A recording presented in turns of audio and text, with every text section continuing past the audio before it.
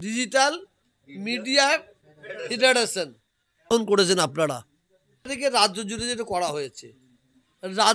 যেটা করা হয়েছে, আমি আপনাদের সকলকে মুবারকবাদ জানাচ্ছি, শুভেচ্ছা দিচ্ছি। তার সাথে সাথে আমি আপনাদের অনুরোধ করছি, ওই কয়েকটা পাচাটা গদি মিডিয়া তাদের কাছ থেকে আপনারা দূরে থাকবেন এবং প্রতিবাদ আপনারাও করে যাবেন।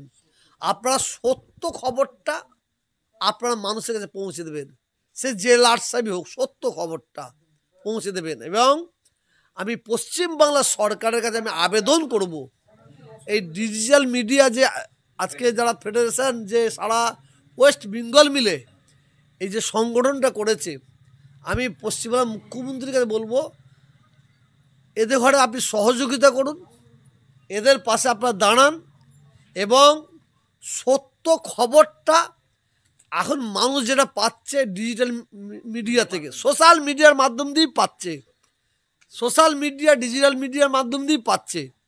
কেন এখন কিছু কিছু বড় বড় ইলেকট্রনিক মিডিয়া হয়েছে, গদি মিডিয়া, এরা পয়সা কামাবার জন্য করছে। যে পয়সা দেবে তার হয়ে কথা বলছে, যে পয়সা দিচ্ছে তার হয়ে কথা বলছে।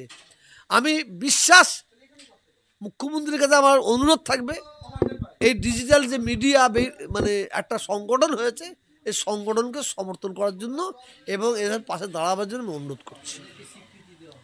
অবশ্যই এদের পাশে দাঁড়ানো মানে, এদের সমর্থন করা মানে, তার মানে এদের স্বীকৃতি দেওয়া হোক। তো পশ্চিমবাংলার মুখ্যমন্ত্রী হচ্ছে বাংলার অভিভাবিকা।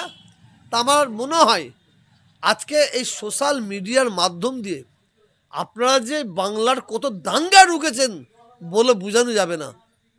বড় বড় মিডিয়াগুলো তারা দাঙ্গা লাগাবার চক্রান্ত, সব বলবো না, কিছু কিছু মিডিয়া আছে তারা হাত মুখ ধুয়ে লেগেছে দাঙ্গা পশ্চিম বাংলায় লাগাবার জন্য।